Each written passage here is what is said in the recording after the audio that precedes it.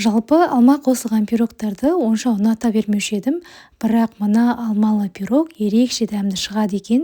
Ең бастысы үйде алма мен қаймақ болса болғаны, қалғаны үйіңізден табылады. Ұнымызға қопсытқыш пен тұз, қант салып араластырып аламыз. Оған сары май мен қаймақ қосып қамыр илейміз. Осындай жұп-жұмсақ қамыр шығарда, қамырды формаға салып, қолымызбен жаймалай отырып, пирогтың формасын жасаймыз. Алманы тазалап, айшық етіп турап, қамырдың ішіне саламыз. Пирогтың сұйықтығын жасаймыз. Ол үшін қаймақ, жұмыртқа, ұн, қант салып біркелкі етіп араластырамыз да алманың үстінен құямыз. Алдын ала 180 градуста қызып тұрған пеште 45-50 минут шамасында пісіріп аласыздар.